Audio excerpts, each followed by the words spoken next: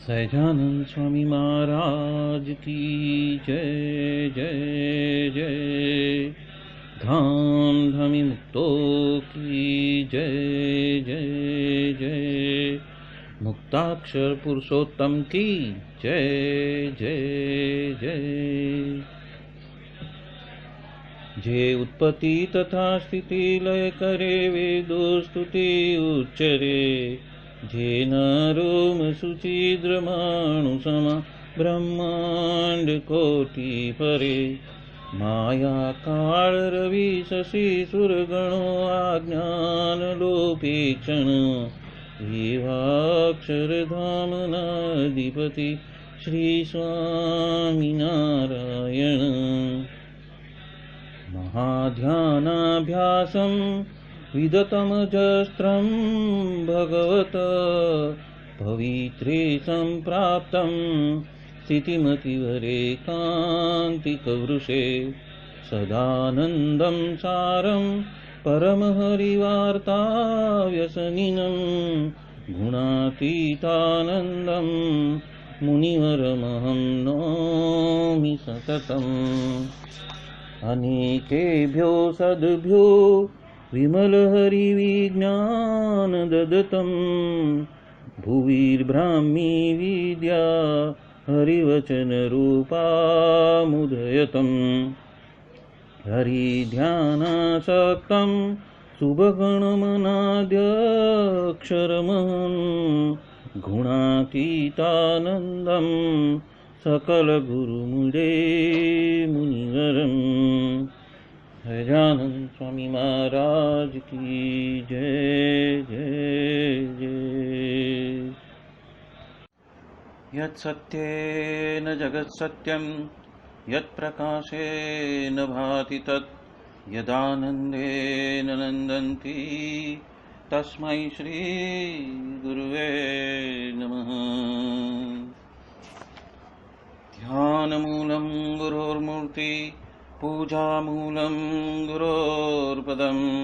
मन्त्रमूलं गुरोर्वाक्यं मोक्षमूलं गुरोकृपा। सहजानंद स्वामी महाराज की जय जय जय। अनादि मूल अक्षर मूर्ति सद्गुरु श्री गुणातीतानंद स्वामी की बातें। प्रकरण 6 सर्वदेशी समझन। बात 79वीं। स्वामीनारायण हरे स्वामी बात कहते हैं, इस देह से, इस शरीर से भगवान की भक्ति कर लेनी, और ये देह या तो शरीर तो अभी ही गिर जाएगा। इसलिए ये तो बिजली के झपकारे में, बिजली के प्रकाश में मोती को पिरो लेना, उसी तरह थोड़े में ही काम निकाल लेना है। और किसी की बात का, कोई भी बात का ममत या पक्षपात नहीं रखना, क्योंकि इसमें तो बहुत ही बुरा होता है। ये एक ही बात में गुणातीतानंद स्वामी ने बहुत सारे मुद्दे ले लिए हैं कि ये जो मानव देह मिला है उसका मुख्य उद्देश्य तो भगवान को राजी कर लेने के लिए हुआ है। मृत्युलोक के अंदर, ये भूलोक के अंदर जो जीव को मानव शरीर प्राप्त हुआ है उसका मुख्य उद्देश्य तो यही है कि अच्छे सद्गुरु को प्राप्त करके उनके सम्मुख रहकर, उनकी आज्ञा में रहकर भगवान की भक्ति कर लेनी। और ये देह तो अभी ही गिर जाएगा। इन्होंने ये इसलिए कहा है कि मानव की आयु 100 साल की, और लौकिक व्यवहार में दिन भर में बहुत सारे समय को पसार कर देना पड़ता है, लेकिन भगवान भजने के लिए वो समय नहीं निकाल पाता। इसलिए कहते हैं कि ये समय को साध लेना, नहीं तो ये शरीर अभी ही गिर जाएगा।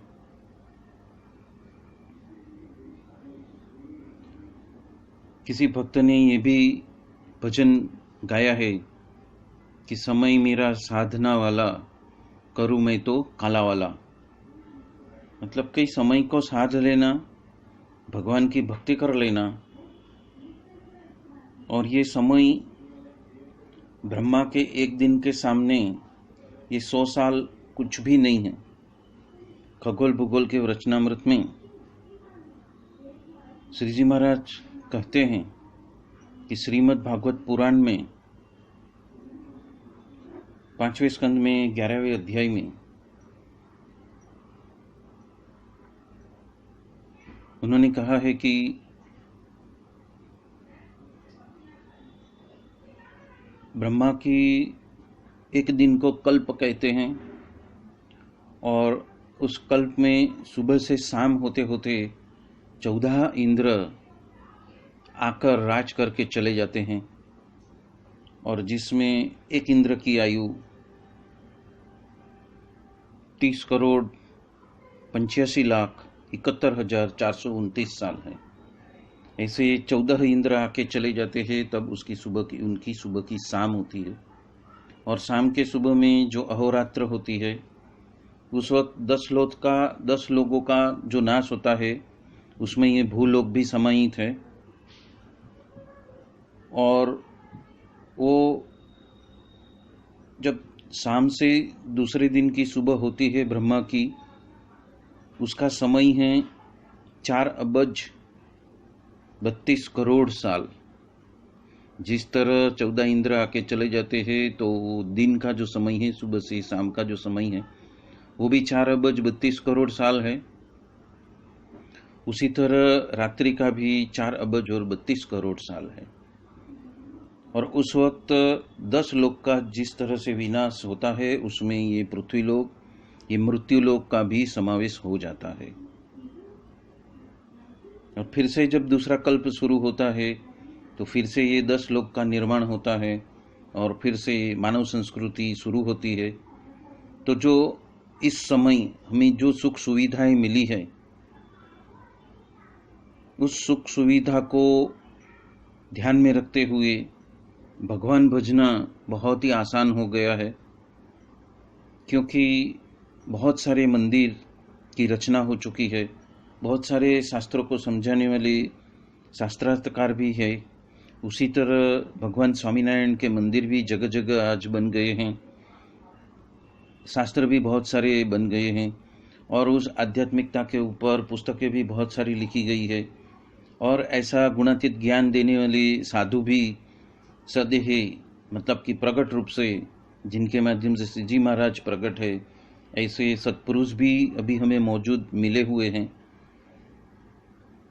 तो ऐसे ब्रह्मा के एक दिन के ऐसे विशाल समय के सामने हमारा 100 साल तो कुछ भी नहीं है, वो कहना चाहते हैं।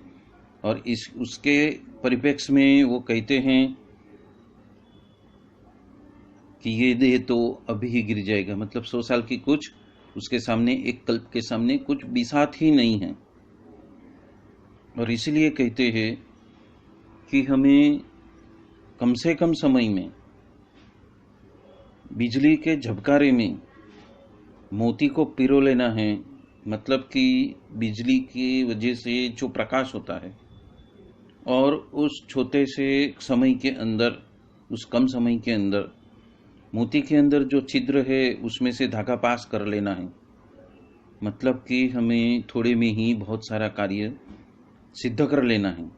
मतलब कि जो सत्पुरुष हमें मिले हैं, तो हमें इस 100 साल की उम्र में ही हमें गुणातीत भावना वाले साधु बन जाना है। वो बात यहाँ पे गुणातीतानंद स्वामी जता रहे हैं। और एक लाल बत्ती भी की है उन्होंने कि जब ऐसे गुणातीत सत्पुरुष मिले हैं तो हमें किसी भी बात का ममत या पक्षपात नहीं रखना है। अभी यहाँ पे ममत के बारे में हम यदि देखने को चाहे तो ममत यानी कि हठाग्रह या तो दुराग्रह। ममत यानी कि खोटी मान्यता या फिर मन चाह करने का ही आग्रह, या तो उल्टा पक्ष ही भगवान और संत के अवगुण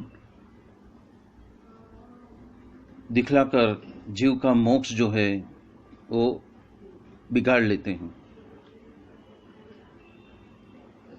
जीव को मनुष्य भाव किसके वजह से आते हैं, तो उसकी जो बात की है स्वामीनारायण स्वामी की बातों की प्रकरण 3 की 36वीं बात में उन्होंने बहुत ही गंभीरता से बात की है कि मनुष्य भाव में हम क्यों उत्प्रोत हो जाते हैं, क्योंकि लोक है, भोग है, देह है, और चौथा जो पक्षपात है उसके वजह से मनुष्य भाव आ जाता है। और उसमें ये 4 में जो पक्षपात के वजह से जो जीव का जितना भुंडा होता है, जीव का जितना बुरा होता है, जीव का जितना पतन होता है, उतना तो पंच विषयों के वासनाओं के वजह से भी नहीं होता। तो उस वजह से गोपालानंद स्वामी ने अपने सर पर जब उन्होंने पत्थर को खाए और झोले में भी उन्होंने अग्नि देवता भी पाया, और उस देवता को निकालने वाले यहाँ पे बैठे हैं, ऐसा करके वो कहने लगी। ऐसा संस्कार तो हमारे सर पे भी बहुत हुआ है, वो तो हम इस मुख से कहना ही नहीं चाहते। और उलट पक्ष के वजह से, विरोधी पक्ष के वजह से, विरोधात्मक पक्ष के वजह से बड़े बड़े साधुओं का जिन्होंने अवगुण लिया है, उसके वजह से वो तो भूत योनि को प्राप्त हुए हैं, और उस पाप के वजह से उनको विष्ठा तो खानी पड़ेगी और लघुशंका पीना पड़ेगा, ऐसा दुख उनको भुगतना पड़ेगा, पर उनको सुख तो कहाँ भी प्राप्त नहीं होगा। प्रकरण 6 की 131वीं बात में भी गुणातीतानंद स्वामी कहते हैं कि पक्ष के वजह से तो आचार्य का, मंदिर का और कोठार का और बड़े साधु का तो हमें थोड़ा भी कमतरता से बोलना नहीं है, नेगेटिव बात करनी नहीं है, और सब में पॉजिटिव गुण ही देखते जाना है, अवगुण लेना ही नहीं है। ये बात यहाँ पे गुणातीतानंद स्वामी हम सबको जताना चाहते हैं।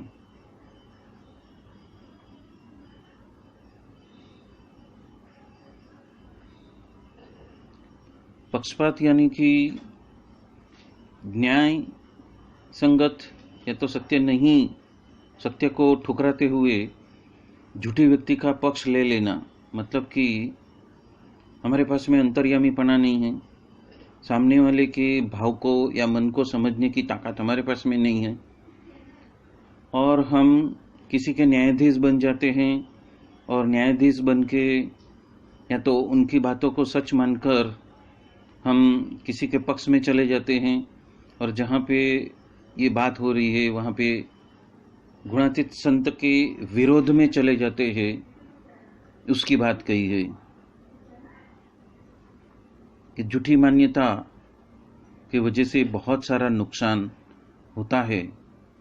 वो बात यहाँ पे कही है। आपको अभी भी संत का समागम हुआ है, पर पूर्ण जो गुणातीत ज्ञान है उसकी समझ तो आई नहीं है, उसको अमल में रखने की कोशिश नहीं की है, और अमल में रख के जो व्यक्ति अनुभूति मिलती है, जो एक्सपीरियंस मिलता है, जो अनुभव मिलता है, उसमें आप परिपक्व नहीं हुए हैं, और उसके वजह से सच और झूठ आपको पता हो या न हो, पर जाने अनजाने में आप साधु के विरोध के पक्ष में चले जाते हो, असत्य के पक्ष में चले जाते हो, तो उसके वजह से बहुत ही अहित होता है।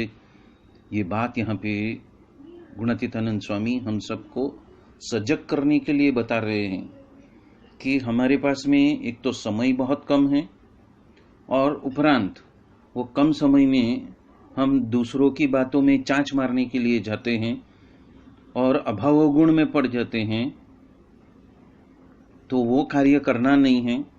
चाहे साधु हो चाहे सत्संगी हो, किसी का भी हमें अभाव लेना नहीं है, किसी का भी अवगुण देखना नहीं है, किसी का भी दोष को देखना नहीं है। हम जीव है तो हमें किसी के भी दोष को देखने का अधिकार ही नहीं है, ऐसा श्री जी महाराज स्वयं कहते हैं। यदि किसी का दोष देखना भी होएगा तो वो सिर्फ हम देखेंगे, और उसको कैसे ठीक करना है या तो उस दोष से उसको कैसे मुक्त करना है, वो काम हमारा है, ये जीव का नहीं है। और इसलिए ये सारी बातों में जीव को अपना समय और अपनी बुद्धि का इस्तेमाल ही नहीं करना है, सोचना ही नहीं है। और एकदम नया नया आया हुआ यदि सत्संगी भी है, फिर भी उसमें स्वाभाविकपणे से दोष तो होएगा ही। तो ऐसे समय में भी यदि कोई एकदम नया भक्त संत के सन्मुख आया हुआ है, तो उसका भी दोष नहीं देखना, सिर्फ गुण ही देखने की कोशिश करना। ये बात यहाँ पे गुणातीतानंद स्वामी कहते हैं। मतलब कि यहाँ पे मुख्य मुद्दा ये लिया है कि एक तो 100 साल की आयु है, और ब्रह्मा जी के एक कल्प के सामने, मतलब कि 8 अरब 64 करोड़ 8 अरब 64 करोड़ साल के सामने हमारी 100 साल की आयु कुछ भी नहीं है। और ये मानव देह यदि चला गया तो 3.5 करोड़ बार ब्रह्मा आके चले नहीं जाएंगे, तत्पश्चात ही इस जीव को ये मानव देह प्राप्त होता है। और वो बात यदि हम भूल जाएंगे तो जो मौका मिला है ऐसे सत्पुरुष के सम्मुख होने का और उनसे गुणातीत भावना वाले साधु हो जाने का जो मौका मिला है, वो हम गंवा न दे। इसीलिए ये हिदायत दी है कि झूठी भ्रमणा में, यानी कि ममत में, दुराग्रह में या तो हठाग्रह के वजह से कोई भी साधु का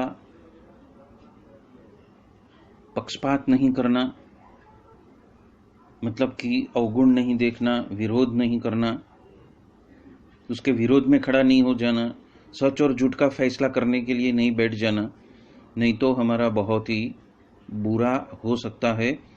तो जहाँ पे कम समय में हमें इस साधुओं का संग करके जो फायदा मिलना चाहिए, उसके जगह पे हम नुकसान को प्राप्त कर लेंगे, और ये जो मानव योनि मिली है, ये जो मानव देह मिला है, उसको हम गंवा देंगे।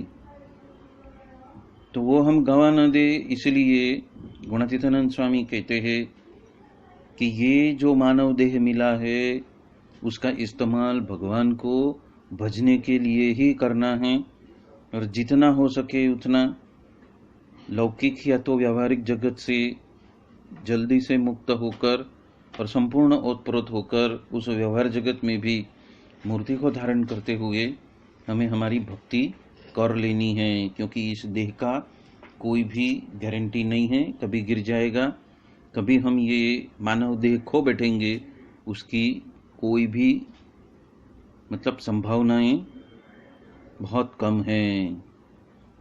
ये देह कभी भी हमारा छूट सकता है, ये बात यहाँ पे गुणातीतानंद स्वामी हमें जता रहे हैं। प्रकरण 5 की 311वीं बात में गुणातीतानंद स्वामी कहते हैं, कितने लोग तो कहते हैं साधु के बारे में कि कुछ जानते नहीं हैं, कुछ आता भी नहीं है, और इनको गादी पे किसने बिठा दिया, तो उसको उसकी कुछ खबर है या? वो तो सब कुछ जानते हैं, तभी तो उनको गादी पे बिठाया है। ये तो सत्संग में कुसंग की बात हो गई। अब हम मोक्ष की बात करते हैं। एकोपि कृष्णस्य कृतः प्रमाणो दशाश्वमेधा मेधाव भृथे न तुल्यम दशाश्वमेधि पुनरेति जन्म कृष्ण प्रमाणेन पुनर्भवाय। इस श्लोक का उन्होंने अर्थ ये किया है कि प्रकट को एक प्रमाण से ही मोक्ष हो जाता है, तो ये तो करोड़ प्रमाण जब उन्होंने किया होगा, पर मोक्ष होने की प्रतीति तो आती भी नहीं है और शांति भी होती नहीं है। यदि यही जो प्रकट भगवान को जानकर तथा पहचान कर एक प्रमाण यदि कर लेते हैं, तो भगवान के धाम में जा सकते हैं और मोक्ष हो गया है उसकी प्रतीति भी आती है और शांति भी हो जाती है। यहाँ पे एक रहस्य की बात की है कि एक समय में हम बैलगाड़ी में बैठ के एक जगह से दूसरी जगह जाते थे, और हमारा संदेश भी एक जगह से दूसरी जगह पहुंचने के लिए बहुत सारा समय व्यतीत हो जाता था। पर आज की टेक्नोलॉजी की वजह से हम एक ही सेकंड में एक जगह से दूसरी जगह पे हम हमारा मैसेज पहुंचा सकते हैं। और अभी तो जो यातायात का जो टेक्नोलॉजी इतनी आगे बढ़ गई है कि हम जल्दी से जल्दी कम समय में बहुत लंबा सफ़र जो है हम तय कर सकते हैं, ऐसे वाहन बन चुके हैं। ठीक उसी तरह इस आध्यात्मिकता में भी प्रकट भगवान को जानकर और पहचान कर यदि उसके साथ में एक ताल में ताल मिला दे, तो वो भगवान के धाम में जा सकता है और उसको मोक्ष होने की प्रतीति भी हो सकती है। कि आज की ये जो गुणातीत सत्पुरुष जो हमें मिले हैं, वो तो प्रत्यक्ष भगवान की जिनके द्वारा वो प्रकट है, तो वो अक्षर ब्रह्म सत्पुरुष ऐसे गुरु जो हमें प्राप्त हुए हैं।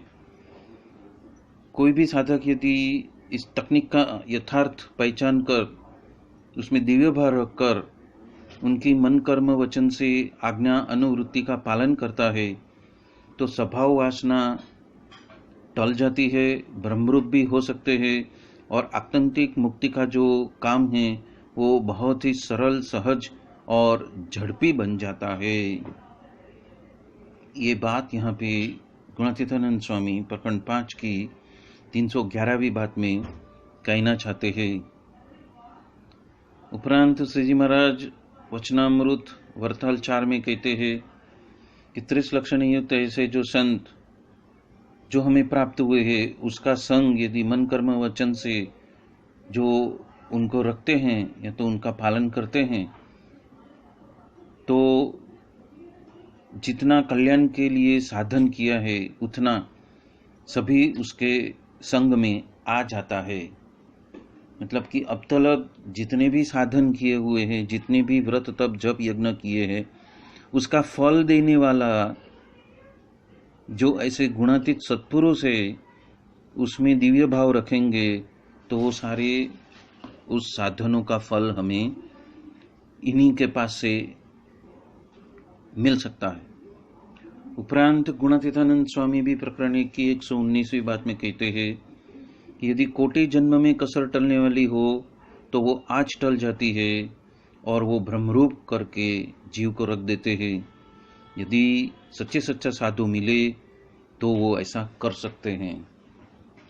प्रकरण 1 की 121वीं बात में गुणातीतानंद स्वामी उपरांत से कहते हैं, कोटि कल्प में भी स्वयं का साधन करके तो भगवान का धाम तो मिल नहीं सकता, पर यदि ऐसे साधु को सिर्फ 2 हाथ भी जोड़े उतने में उसको वो भगवान का धाम प्राप्त हो सकता है। उपरांत स्वामी की बात की प्रकरण 2 की 45वीं बात में भी गुणातीतानंद स्वामी कहते हैं कि अन्य जगहों पर जितना काम एक कल्प में होता है उतना काम यहाँ पे एक दिन में हो जाता है। इसलिए जिन्हें कसर टालनी हो उसे तो बरोबर से और संयम से नियमित रूप से अन्य कोई भी अच्छा जोग नहीं है। इसके अलावा इससे बढ़िया कोई जोग है ही नहीं है। प्रकरण 1 की 17वीं बात में गुणातीतानंद स्वामी कहते हैं कि साधन कर कर के मर जाए तो भी वासना टलती नहीं है। वो तो बड़े बड़े साधु सत्पुरुष ऐसे प्रगट संत जो हमें मिलते हैं वो जब अनुग्रह करते हैं तभी ही ऐसी वासनाएं टल जाती है और उसके वजह से कारण शरीर का भी नाश हो जाता है और जन्म मरण के चक्कर में से वो हमेशा के लिए मुक्त हो जाता है, क्योंकि कारण शरीर के वजह से ही सूक्ष्म शरीर और स्थूल शरीर प्राप्त करना पड़ता है। यदि जो मूल कारण है ऐसा कारण शरीर ही नष्ट हो गया तो ऐसी योनियों में 84 लाख योनियों में भटकना नहीं पड़ेगा।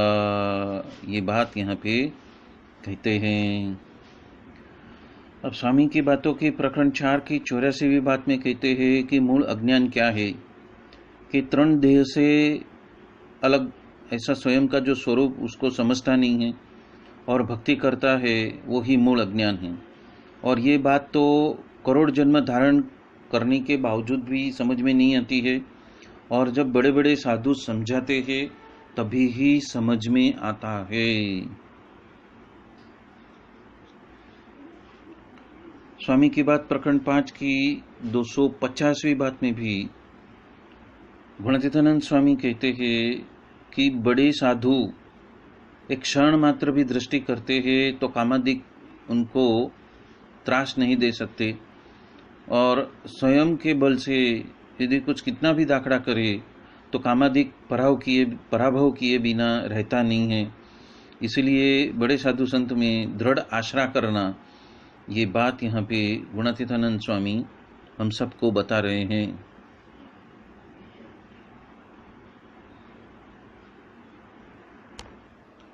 प्रकरण 11 की 106वीं बात में गुणातीतानंद स्वामी कहते हैं कि संसार से तो अलिप्त हो गए हैं, फिर भी मन का वश, इंद्रियों का वश, स्वभाव के वश रहते हैं और उनको जाना है अक्षरधाम में, तो कैसे जा सकते हैं, कैसे पहुंच सकते हैं। इसीलिए चिंतन मनन करना। और दूसरा तो कि जिस तरह आपको खोदना है डूंगर और मारना है सिर्फ उंदर, उसी तरह से व्यवहार में ही बहुत सारा समय का वेड़फाट कर देते हैं। उसमें खाना तो एक रोटी ही है और कब मर जाना है उसकी तो किसी को पता नहीं है। तो ऐसा सोच समझकर अहम ममत्व करके संसार में वो व्यवहार के लिए और लोक भोग के लिए तो संसार को कुटते ही रहते हैं, और एक घड़ी भी वो भगवान को भजता नहीं है। पर ये क्षण में मैं मर जाऊंगा, काल तो आटा फेरा करता ही रहता है। इसलिए भगवान और अच्छे साधु का आश्रय करके सत्संग की समझन स्पष्ट कर लेनी और प्रकट महाराज की आज्ञा और उपासना कर लेनी, वो ही ये मनुष्य जीवन जीने का फल है। सहजानंद स्वामी महाराज की जय जय जय। धाम धामी मुक्तो की जय जय जय। सर्वगुणातीत सत्पुरुष की जय जय जय। मुक्ताक्षर पुरुषोत्तम की जय जय जय। जय स्वामी नारायण।